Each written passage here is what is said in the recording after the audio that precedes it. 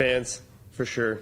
I mean, hockey-wise, the city's incredible. I mean, I've lived in a bunch of different areas around here, and the city's incredible, but the fans make it awesome, and they're just very unique. Some of the stories and the things that I've seen fans do, and a lot of them aren't PG rated, in like playoff runs and stuff like that. It's so special, and I think so unique to this area. And I mean, it's as simple as like every time I'd go get a coffee, I'd go to the same routine, so same coffee shop every day. Message on your cup, but if I had a good game or a bad game the night before, you know what I mean? Like, tough one for you last night.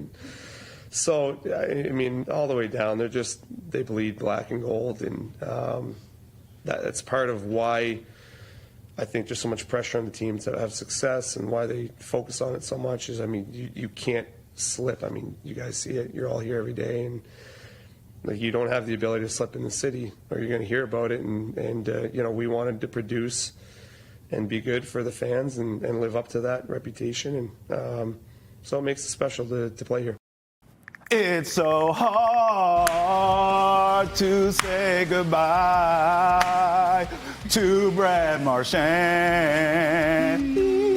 Welcome into Boston has entered the chat. That note, you just got to hit it. You know what I mean? Welcome into the Salem 5 You got a studio. perfect echo over here. He built off your tone. Great work. Travis Thomas, Goodness. Joe Murray, the Kasey Hudson, Brad. Oh, Brad. This is a safe space, everyone. 617-790-0928. Brad makes his return tonight to Boston. Yep, well, we getting the rafters going. I don't know. Yeah. They're going to announce maybe at some point that he'll get his number retired, but should be a packed house tonight, and he'll be bringing some hardware with him. And all cheers, standing ovation for Brad, right? I don't think I can handle like an announcement on top of the return, on top of like the official goodbye tour, but I can stand by the fact that like all hockey fans are going to be hyped to see Brad Marchand on TD Garden ice tonight, and he can tear things up in a number of ways, so it's going to be fun and emotional all around. Absolutely. We're not stopping there. Of course, the World Series is set in stone. We don't care about all that. We're talking Red Sox off season here on Boston. You care zero. I would have cared. The lead vocalist for the Yankees Lose is playing. I would have cared if the Mariners went and I cashed that ticket. It always comes back to gambling for me. 617-790-0928. Call us. Let's talk Brad's return, and let's start here with this because Twitter was ablaze, of course. I know it's called X, but your mama named you Twitter. I'm going to call you Twitter. Dan Kelly tweets, 100% of fans in attendance for tomorrow's Bruins-Panthers games should be giving Brad Marchand a standing ovation. I agree, my friend. He's an all-time great Bruins player who never wanted to leave. And for Florida fans in attendance, he helped them win a Stanley Cup, too. How about that? Yep, and he does deserve the ovation. Yes. I think that he deserves his flowers. He's going to go to the Hall of Fame as well. But in reality, though, it didn't work out here with him as the captain. They did him a favor. They sent him to a place where he won a championship. Oh, he got paid, too, and we should probably throw that in there as well. So, I'm sure he's real happy to come back to Boston today. I know. I love the he got paid, too. Very subtly there. But, yeah, I mean, that was a way to get him what he deserved, in a sense, and try to make it make sense for both sides. Sure. We don't need to get into the nitty-gritty of that, but more so seeing the standing ovation comes in for a number of reasons. Like, yes, there is a loyal fan base here that loves him diehard, and that'll never change no matter what sweater he's wearing, but also his ability to get other fans on board. And I think that really took off in the postseason with the Panthers, unfortunately. But his personality just came to life that much more across the board. And, like, where the NHL is now going, like, you want to see this more. And I feel like he's also spearheading that in a sense. So, like, the buy-in from hockey fans in totality is massive, and I feel like there's extra eyes on this game tonight because of what he is now becoming to this game and meaning for this game. And plenty of interviews that I've done over my course of covering hockey, especially smaller frame guys,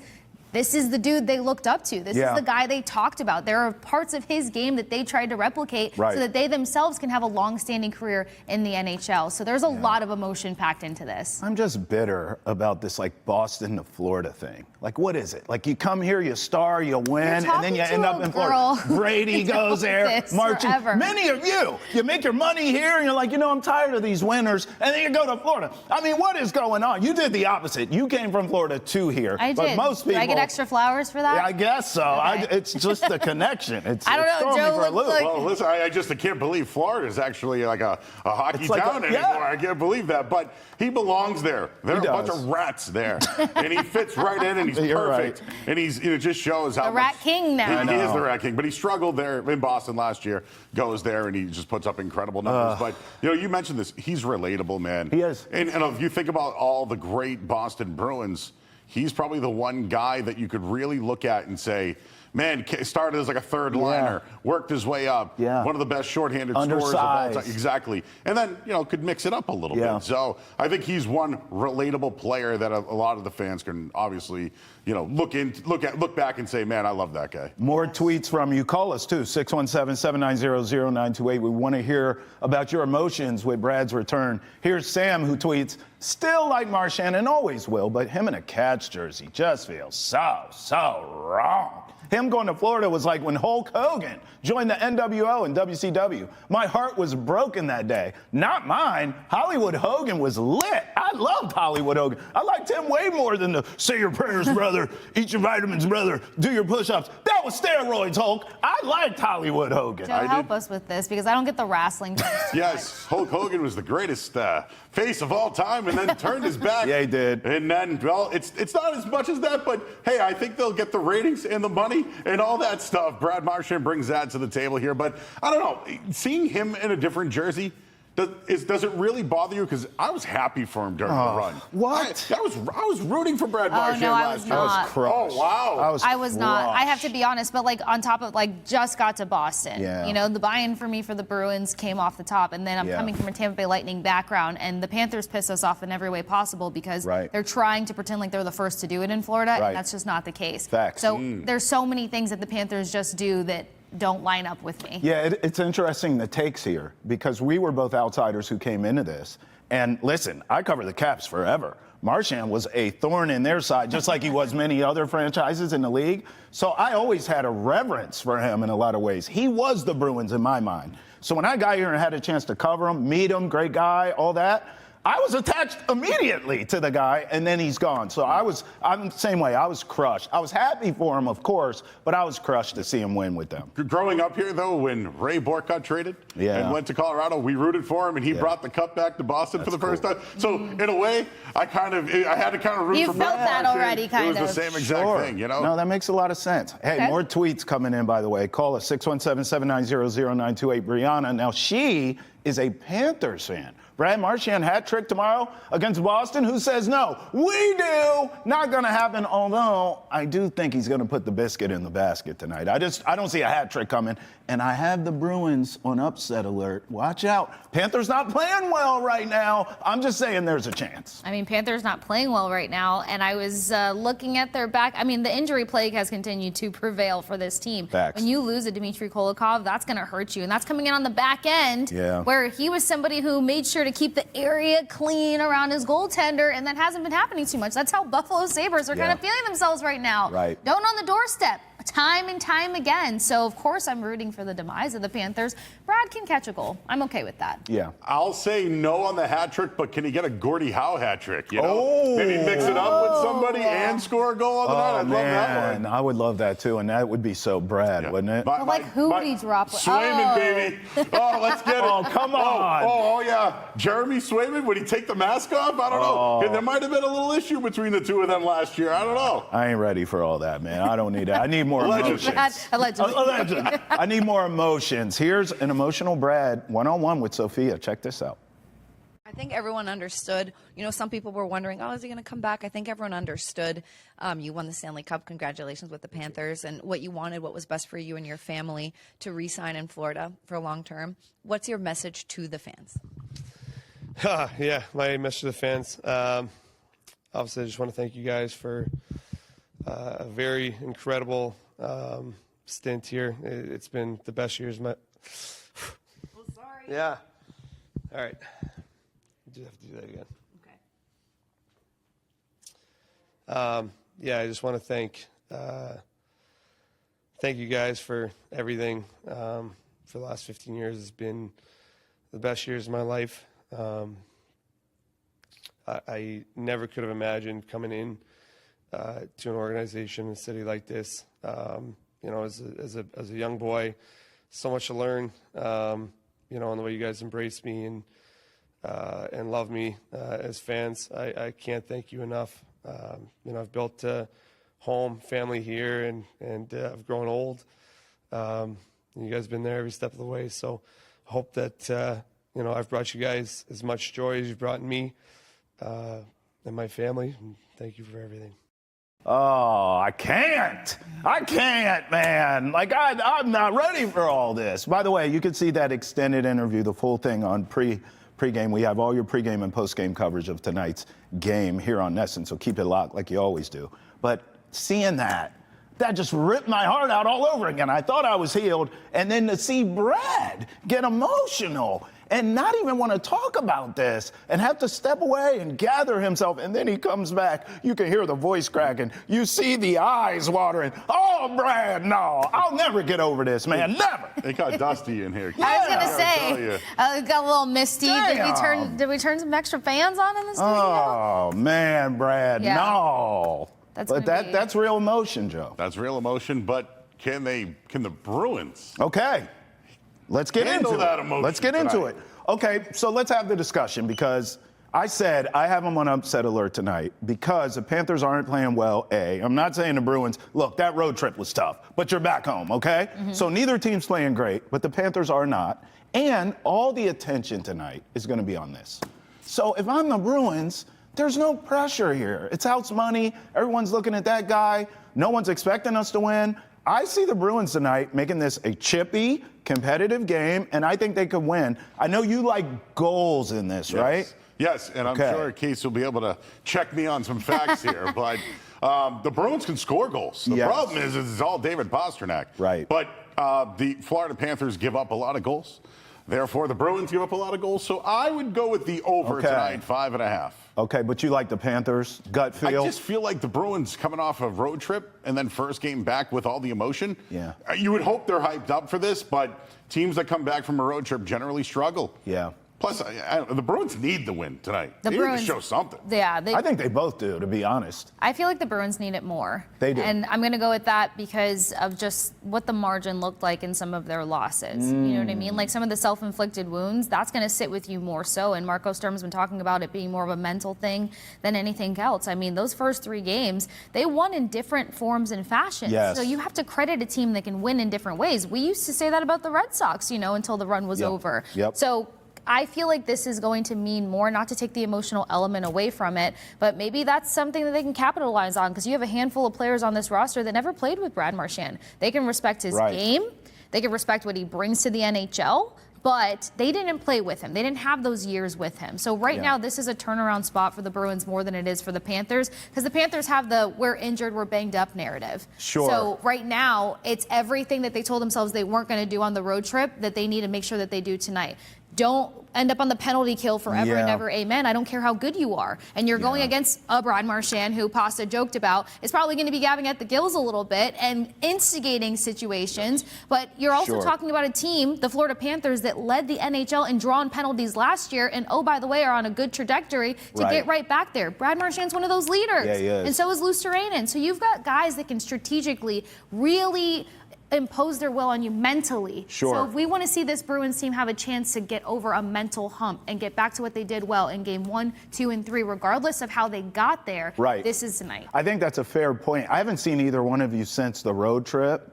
I'm sensing a little moral victory from you, Kasey, in the sense, because I said this on yesterday's show, that, you know, with the exception of the Avalanche game, I thought they were in these games. They were in the game against Vegas. They were in the game against Utah. So I know they lost the games. That's why I say moral victory. Colorado almost until the third period, but ultimately you did lose them. Yeah. But I don't think it's the same thing as coming back home after a road trip and feeling down on yourself. They were in these games, Joe. Yeah, and they score first, then they give up the goal, right? Yes. Then they get behind. So you can't chase.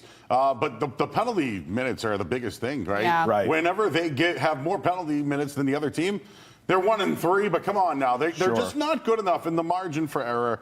You may have mentioned this earlier. They just don't have it. They need to be better on the blue line. They have to be better there.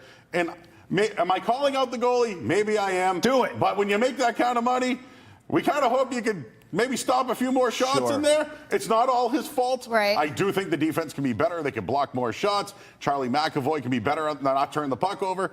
Casey Middlestad's not giving him anything. He got benched last game for Hustadinov and then gives up a turnover as well. Right. It's just Marco Sturm's really moving some pieces right now, and they looked good early on in the season. Now, I just think they're hurting themselves constantly. And part of that pain is the turnovers. Yeah. You know, like there's numerous goals that have come off of turnovers. And some of that pain started versus the Tampa Bay Lightning. Sure. The Lightning weren't particularly the better team last week, Monday. You know, but they come out with the victory because of the mistakes that have tended to take place. And like we're seeing Marco Sturm blend up the lines a bit too to kind of see what works. My theory to this is making sure that he has a reliable player with a two-way game on each line, especially that top six. That's why I think there's been so much movement with Zacha, because he's fantastic when it comes to his shot, but also his defensive responsibility has been very stout for this team. And I mean, he's been known for it. So kind of seeing how and where that's going to work. That's why I think he got punched out to wing initially, because they needed somebody on the wing end in this system that was going to be able to contribute offensively, but be sound defensively. So again, it comes back to that margin, but they clean some of these things up. Then you're not putting your goalie in these really precarious situations. Yeah, because turnovers, you have to be able to respond in the blink of an eye, and you can't have consistent breakdowns in front of him and then look to him to be like, hey, can you bail us out again? I jotted two things down talking to you two right now. Limit turnovers, I got from Kasey, and Sway needs to stand on his head, I got from you. What are some other keys to this game for the Bruins to pull off this upset? I think Florida's very good on the power play, and I would just look to maybe not let them go on the power play. Less mistakes. Less mistakes. And they blocked so many shots in the first couple of games. Have they gone away from that? They have to be better in front of the goaltender. I know I'm on Swayman. I always will be with that contract. They can be better in front of them. Actually, fantastic point, because they are fourth in the league for how many power play points they have. So they rely on that power play. Right. They instigate you, they bait you into a mess, and then before you know it, they're on the power play looking to pick up points. And Carter Verhaeghe is tremendous in a number of ways. He can take away the puck from you, he can use his speed to beat you, and also he can find the back of the net when he needs to. And he's kind of been up there in terms of grabbing some of those power play points. You would think that it was Reinhart, but he's actually fourth on this team right now when it comes to power play success. So keep them off of the power play. They have to be smart. Yeah. And because what you also don't want this to come down to is it being a puzzle or a strategy test between Marco Sturm and Paul Maurice, because Paul Maurice is a strategist. Yeah. Marco Sturm can get there, but he's in his first year in the NHL. So this is a guy, too, who quickly makes line changes. They've caught a number of teams in the middle of a line change, get a breakaway opportunity, and before you know it, they're ahead of you. So the strategy game is going to be a big extra element to all of this as well, and especially for a team that does rely on the power play. They're only sitting fourth in power play points behind the Jets, the Golden Knights, and I'm trying to think of the other team here. Jets, Golden Knights, and the Wild. Wow. I mean, listen, not to look too far ahead here, but if you can get this upset, win this game, you got the Ducks next up. So you could get some momentum back here if you're the Bruins. And a rematch versus Colorado. And then a rematch in a game that you were in. 617-790-0928. Call us. We're talking bees. The return of Brad. How do you feel about it? We're talking feelings here. It's a safe space. Let it all out. 617-790-0928. When we come back, what's trending in the world of sports right here on Boston Has Entered the Chat. And remember this. Get the latest up-to-date live, baby. Boston sports headlines along with your daily dose of trending sports and social topics every weekday right here on Boston Has Entered the Chat. Catch us live at 8 a.m. on Nesson and 9 a.m. right here on, you guessed it, Nesson Nation, every Monday through Friday. Keep it locked.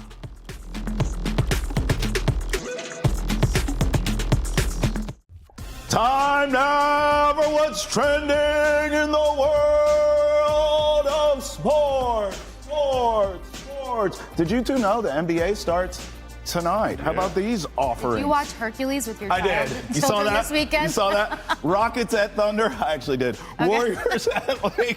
Warriors at Lakers. No LeBron, of course there isn't.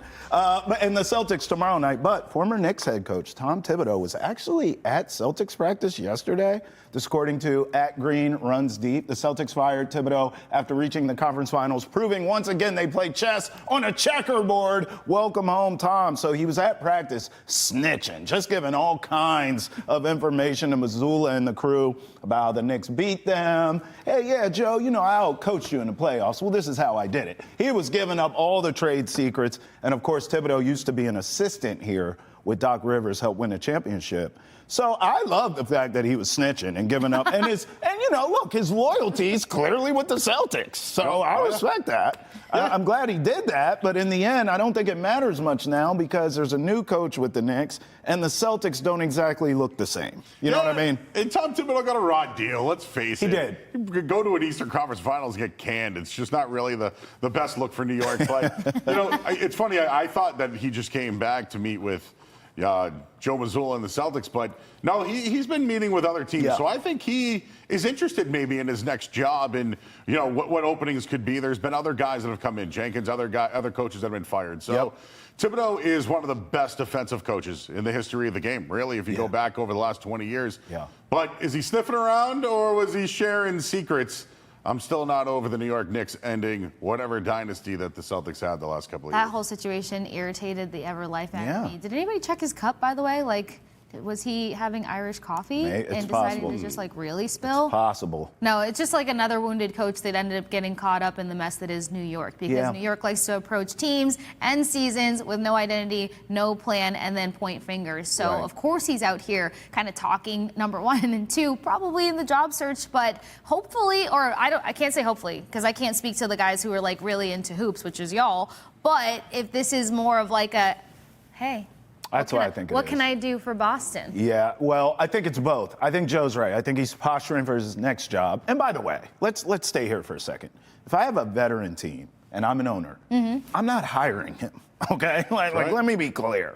I have veteran guys with a lot of mileage on their bodies. No thanks, Tibbs. I don't need you to run them into a wall. If I have a young team that's not playing hard, but they're talented, we know all the crappy teams in this league. They're all the same. I'm hiring him. If I'm a Wizards or someone like that, I have a bunch of young talent, and these guys are losers, they don't know how to win, that's a guy I want, because he's going to squeeze all the juice out of you. So I do, Case, I think there's some of it of screw New York, this is a way, I love Boston, I can help them, and screw over the Knicks, even though he's not really. And then I think what Joe's saying, there's some posturing for the next job, too. Two things can be true at once here. It could be. I mean, look, did you give him enough credit to say that he's a good enough coach to where he's not going to try to run the legs off of older players? Because you're also looking at a franchise. He's going to run the legs off whoever. You're looking at a franchise that's without their star player. When they get him back, the last thing you want to do is run him into the ground so that we're talking about a potential championship 10 years from now versus 3 years Well, that's a from now. problem with hiring a Tibbs. Right. He doesn't give a damn. Okay. He's going to run you regardless. And that's that's some of the problem is teams run out of gas. No, absolutely. It's one of the problems. But Jaylen Brown did mention this offseason how much they've been running. The Celtics have. Yeah. And then he comes up a little lame on his hamstring, right? So just, maybe he's learning something. Maybe he's taking something from Tom Thibodeau, who I believe you might have said outcoached him. He did outcoach Joe Mazzulla. So maybe he's trying to take some of, his stuff. Maybe he needs to be harder on the guys. Maybe think it was too loose of a camp. I see what you're doing there. Oh. Hey, I'm not a big Mazzulla. That's a pitch. Not a big Mazzulla guy, but I don't want Tibbs either. I'll move on completely from both of those guys. All right, here's the other one. We always say call us, 617-790-0928. So you are trending because when we tell you to call us, you respond in kind. As always, here's Alan in Arizona by way of Lawrence. He's family to the program. Wants to talk about your Patriots. Take a listen. Hey, good morning, guys. Alan from Lawrence, now residing in Arizona. The Patriots, this is the kind of development we need to see. I will say some of the disconcerting things are the other side of the Will Campbell line. With Cleveland coming up, like you were just talking about, we don't want Drake May getting beaten up. So I'm hoping for some better protection, maybe some better schemes. Like you said, Drake may get downed. He's been getting down, but in a positive way. And it's nice to see the development of Boutte. We got some Boutte in the house. And the other receivers, Pop Douglas, is starting to pop, no pun intended. So, I just want to see them keep on rolling. They should literally be 6-1 at the very least. I think we're powering through, and I think we are going to win the AFC East. I believe that. Our defense, we need to get a little bit more progression, I feel like, especially at the beginning of games. But other than that, these are wonderful complaints to have, quality of problems. I hope you guys have a wonderful day. Thank you. Boy, winning the division has a nice ring to it. Let's hear from you. We heard from Alan, 617-790-0928. lots to unpack there. The thing that stood out to me was really the Browns defense. I think that presents a real challenge this week for this Patriots team. Pats should win. Browns stink, especially offensively. But defensively, they present a real problem. Oh, yeah, they're the best defense in football. But I do think the Patriots had a game plan this week against Tennessee to run the football, right? Yeah. 175 on the ground. Yeah. Ramondre Stevenson got going. So I think that's going to be their blueprint this week, is to run the football.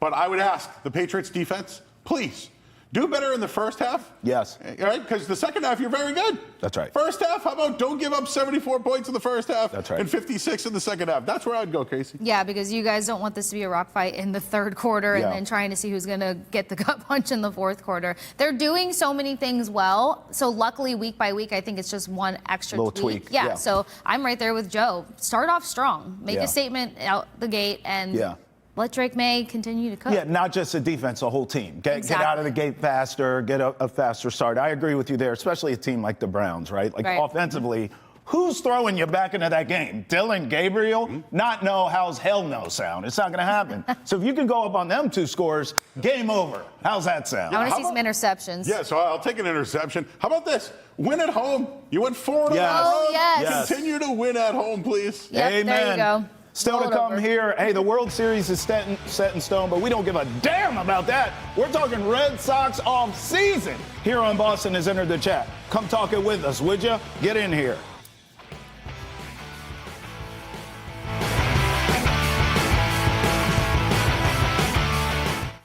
Now, I think what we need to do and what we'll do over the course of the offseason is take a step back and really recognize what type of potential pitching additions or acquisitions really move the needle for us, because we do have, what I would suggest is a strong group of pitching depth.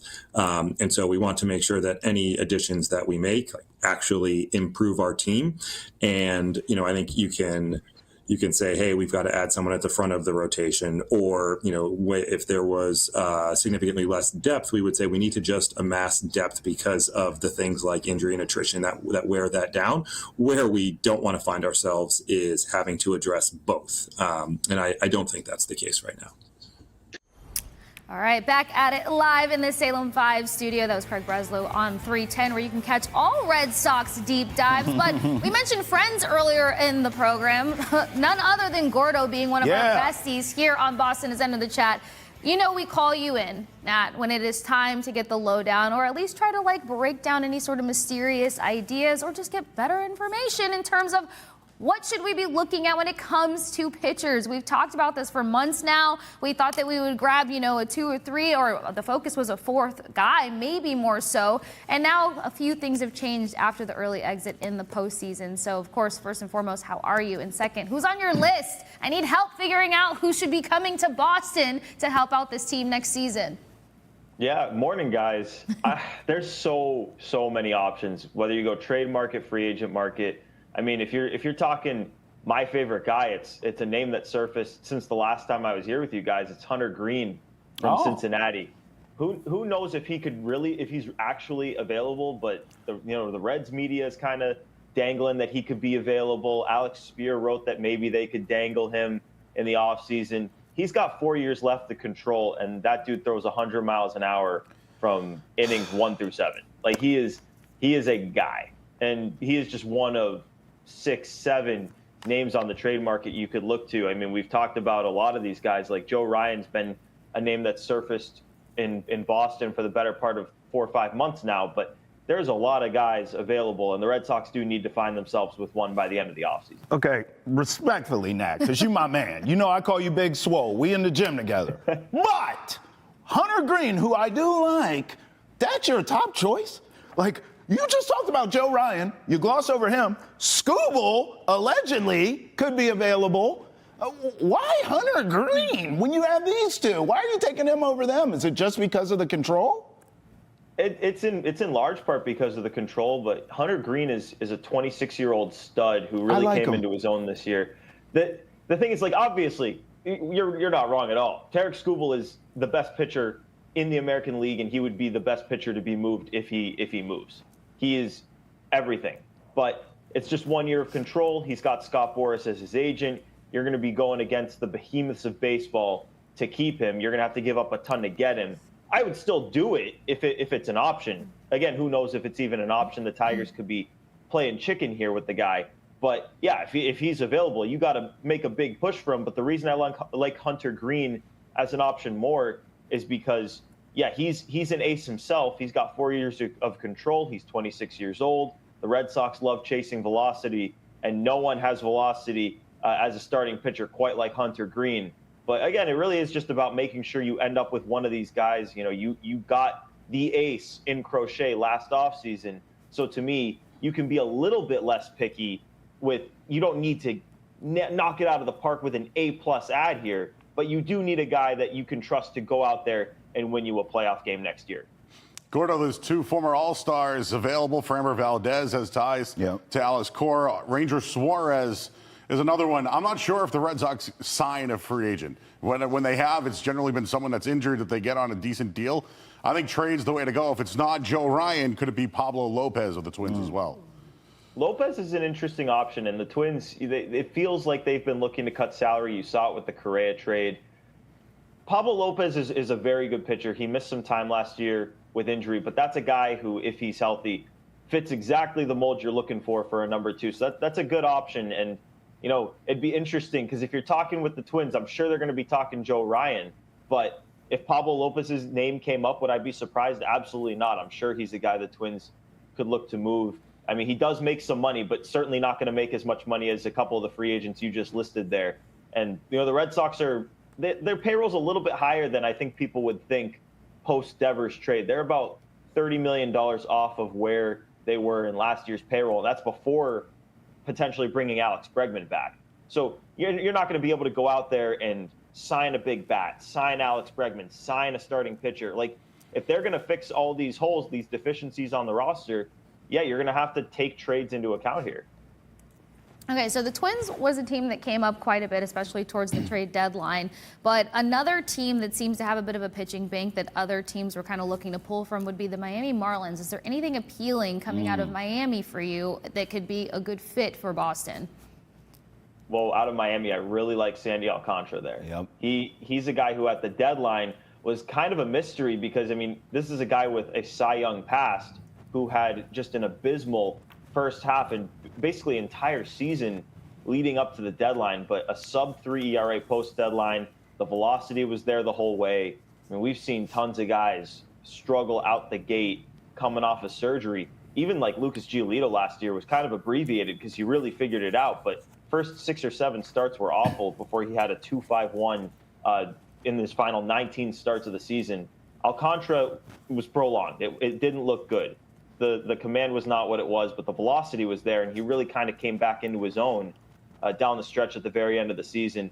It's a guy with a couple of years left of control, and he's historically been amazing at eating innings, and just he's been the best pitcher in baseball in the past. I think he can tap back in, maybe not to what he was in the past, but can he be a number 2? Oh, easily could see that guy being a number 2 next year. So I'm selling myself more and more on a guy like Alcantara every day. All right, Nat, I always take copious notes when you're on because I learn a lot from you. I love talking ball with you. I wrote down 3 things it seems like all of us agree on. You have to re-sign Bregman and Story if he opts out. This is like off-season wish list stuff. Another bat, preferably. For me, I like a big, burly lumberjack man, as I told you before. Rocks. Like a Schwarber or a polar bear, Alonso. And then 3, I have a bona fide number 2 starting pitcher, okay? If you go power ranking style of these 3 things, give them to me in order of importance. Is it keeping Bregman and Story? Is it the number 2 starter? Is it the big burly man bat that we need? Give them to me in sort of order of operations, important to least important for this offseason for the Sox.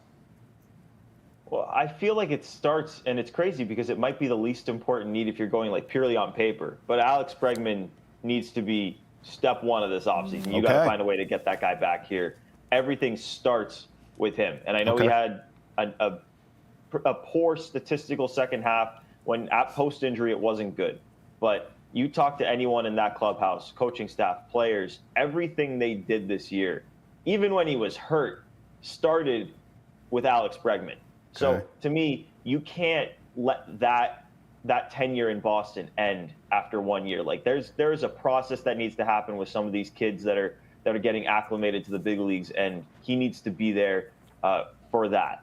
Okay. Not just on the field, but off the field. To me, the second most important thing, I'm going to go with the number 2 starter, just because I think long-term that's more important and more of a need than the bat. Whereas the bat, I think you really need to figure out, you need to get a big home run bat for next year. But I do think they have guys on this roster where long-term they can be that, whether it be Roman Anthony, Wilyer Abreu, even Marcelo Meyer or Christian Campbell. Like, you've got guys that can grow into that. Whereas with the pitching, I mean, after Crochet, maybe Peyton Tolley has that upside. Maybe Brian Bayo could tap into it for a year or two. Yeah. But you don't have that necessarily ace potential in the rotation, even in the system right now. Like, there are good pitchers, but a guy who can be like a number 1 or a number 2, it's a little bit more of a stretch. So I'll go number 1, Bregman. Okay. Number 2, the number 2 starter, and number 3, the big bat. But I do think you got to get all 3. Okay.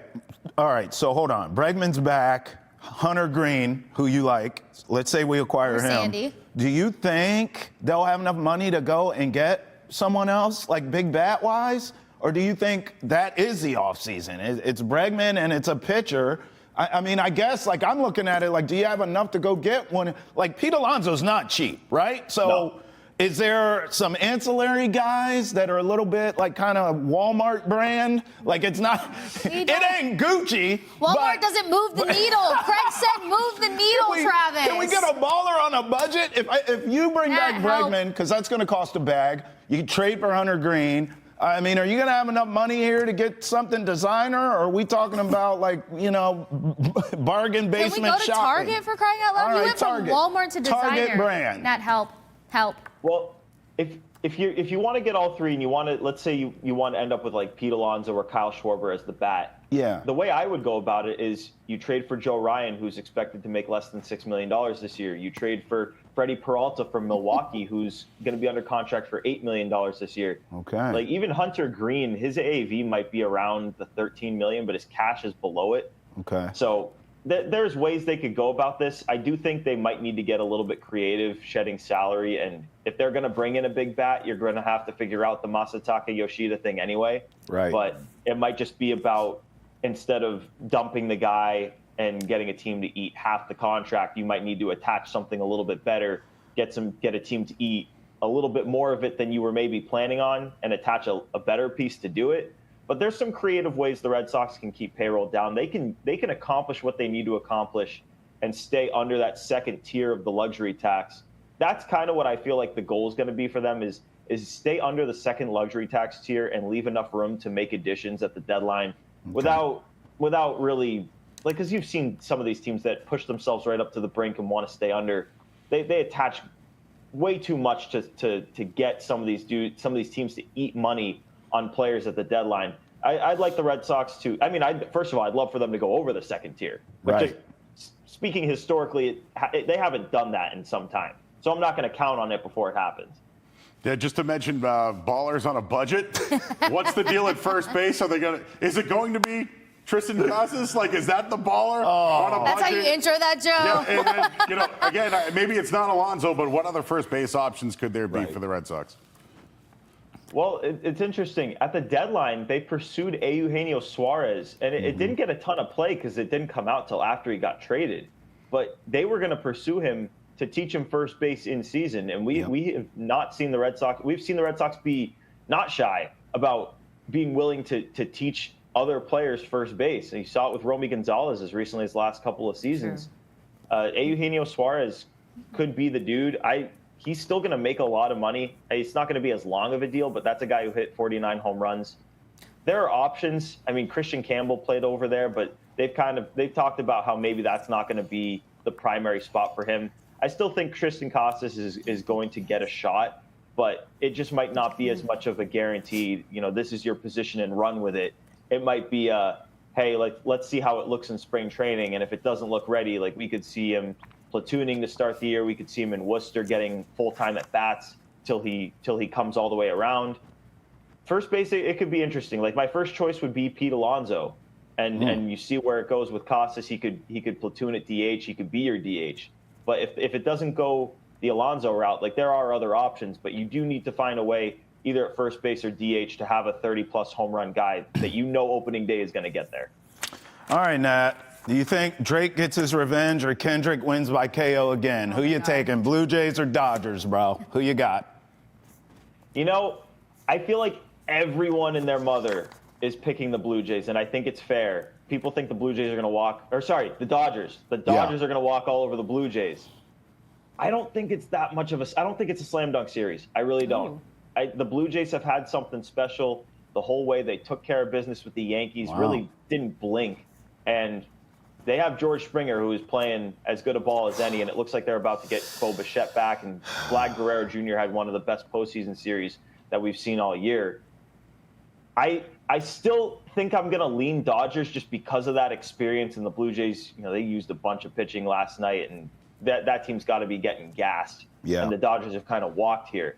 But I'm not counting the Blue Jays out of this series. I keep seeing Dodgers in 4, Dodgers. We know what team you're on. I am.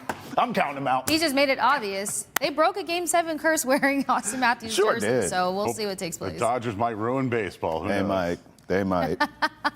I don't know. Well, thank you for picking a team, even though he tried to be biased and guide you in which direction to go in. As always, it is an absolute pleasure to have you join us here on Boston is Enter the Chat. Make sure you guys let us know your thoughts not only on the World Series, but off-season potentials for the Red Sox. 617-790-0928. On the other side, we talk some football and broken records, so don't go anywhere. Stick with us here on Boston is Enter the Chat.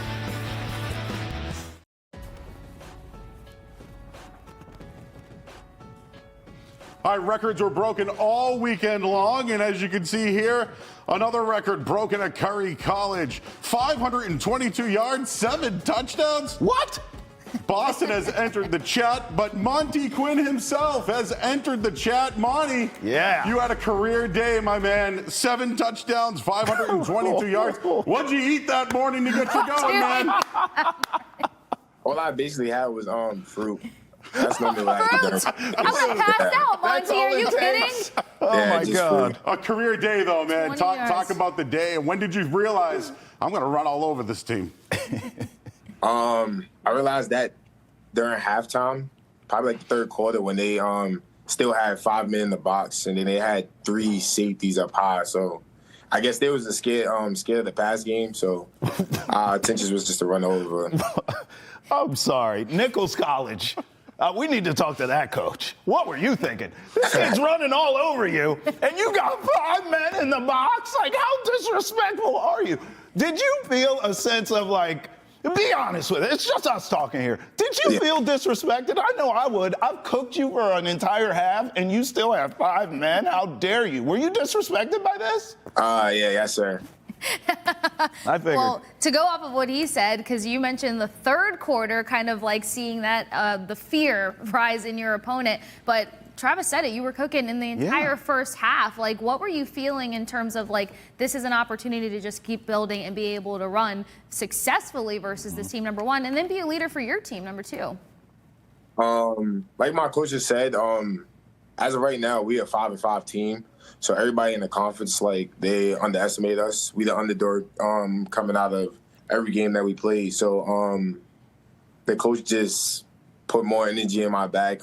He told me that the same time last year, I guess the conference had like a meeting, and I guess Nichols was like a team that didn't vote me for like MVP and left me out. So I kind of felt a little disrespected, and that gave me more energy just to unleash the beast, really. Yeah, well, Monty, NCAA record. Woo. By the way, let's put respect on your name, Montie Quinn. Tell us a little bit about your story, where you came from, and Curry College has put out some great performances, not just in football. A hockey goaltender had 98 saves. Goodness. You know, this is NCAA record breaking. Tell us about your story, man, and how does it feel to see your name as a record breaker? So starting off, I was born and raised in New York. Football really wasn't my first sport. I usually play like baseball, basketball, golf. Like, I like to play a lot of sports. Football came into my life around like 12, 13. I played flag mostly all my life. Then that's why I made the switch to tackle. and I played for the Harlem Jets. Shout out to Coach Ali. He was the one that put me in the pads first, told me all the running back stuff, and always believed in me. Then that's when I made my move to Cardinal Hayes. I played there for 2 years. I played my sophomore and my junior year there. But my junior year, it was COVID, and we did 7-on-7s, and quarantine really messed up everything in my eligibility. So that's when I made the move to South Carolina. And I feel like that was the best move I ever made because it was a great environment. Down there, they show a lot of love, and they take football way more seriously than New York does. But how'd you end up at Curry? I need to know that story because, I mean, listen, you're breaking records. You're putting them on the map big time. Tell us about how you ended up there and why you like going to that school that you're at now. That's a good question. I really wasn't thinking about going to college. I really wanted to go to the military because I got a lot of family members there. And my father, he was just scrolling on Twitter, and he came across a lot of schools like trying to reach me. And he seen Curry College had like a track. Well, it wasn't really a track. It was a cross country team. And I ran track my senior year, so I fell in love with track. And I guess Coach Parsons and my father had like a communication, like they had a little conversation about me attending Curry College. And at first I was a little iffy about it because they didn't have track, but then my father just told me to give it a chance, so I took the chance. And the reason why I like Curry College is because everybody here, it's a small community, and all they do is show love. The football team, that's family right there. Yep. Without them, I probably would never broke any records that I have here to this day.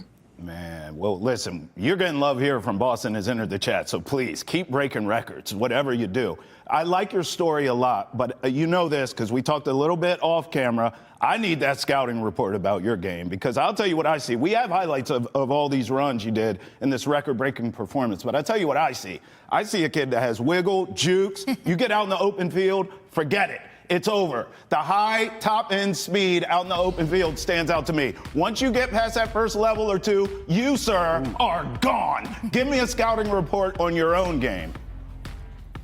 So as you see that play right there, I'm gonna go to this play. This play right here, I know it was for him to be an inside run, but I seen how the linebackers cheated him more, so I knew I had the opportunity to beat the outside linebacker outside. Oof. This play right here, Oof. I know. I watch film. The safeties, they come down with their head down, and that's gonna be a dangerous game right there. This play right here, I know. A lot of teams do it, but they don't finish the tackle. So I just took the opportunity and broke off and scored. This one right here. You just ran by everybody. Yeah. Over and over and Were they over giving you high again. fives, bro, during these? The other team? Yeah, they was giving me my flowers. Of course they were. Well, clearly you do very well at spotting opportunity, and finding an opportunity to be a part of Curry's is working successfully for you. Now, Curry's off to one of their better starts since 2017. What's it like for you to be a part of that turnaround? I mean, you're leading when it comes to rushing, and you're making it look easy. We just watched the tape with you. Yeah, I feel like it's just blessed. But we still can't get complacent. We taking everything one step at a time. Just like this week, I know we facing West New England. It's gonna be a struggle. They always have great defense and great offense. So we just gonna prepare ourselves for the best. We're gonna work like how we always do every practice, and we're gonna execute on the Saturday like how we always did. Monty, what's next, man? Are you senior now? What, are you going to continue to play ball? What's next for you? Can you play for the Patriots on Sunday? Sorry. You hang on to the ball. They'll use you, bro. Yeah. What's next? That's the goal. But I still have a lot more to prove, and I still have a lot more to work on. Bro, you passed. I'm looking at some of these names. You passed Tomlinson, Marshall Faulk. Like, have you really, Monty? It's just us talking here. Have you sat down and thought, damn, like I'm in some rarefied air here. Like you've passed all these guys in terms of breaking this record. Have you thought about that? Is that set into you yet? It still hasn't set in yet. Like I said in the past few interviews, I'm a humble person, so it's gonna take time for me to actually understand what I did. I just love the game of football, so I'm gonna just keep striving for greatness. Hey, we love to watch guys that love the game, that's for sure. When you start breaking records or when you know that you're a pivotal part of a team, does that change your goals at all? It doesn't have to be personal, but maybe now the scope on life just broadened for you. Any new goals that have jumped off for you? I know the goal coming into the season was getting 2,000 rushing yards. Okay. Now that I'm close to it, I'll probably shoot for the stars now. I know another goal was to obviously win a conference championship. And as looks of it, we on the road to potentially playing for the conference championship. But another goal was probably break another school record early. I know I'm close to, breaking a touchdown record rushing. Okay. Yeah, so. Man. We will clip this for you and hold it so that when you do reach those goals, we can continue to bring you back here on Boston's End of the Chat. No doubt. Monty, we appreciate you, man. Thanks for getting up early with us, man. And keep breaking records. We'll have you back on the next time you do it. Yes, sir. Thank you. It was a pleasure. All right. Appreciate it. Hey, and thank all of you for watching. Boston has entered the chat. That's it for us here on Ness. And remember, Monday through Friday, 8 a.m. But the party continues on Ness Nation. So don't you give up on us. We're going over there to keep partying. Watch us there, 9 a.m. Ness Nation. We're headed there now. Thank you for entering the chat with Boston has entered the chat.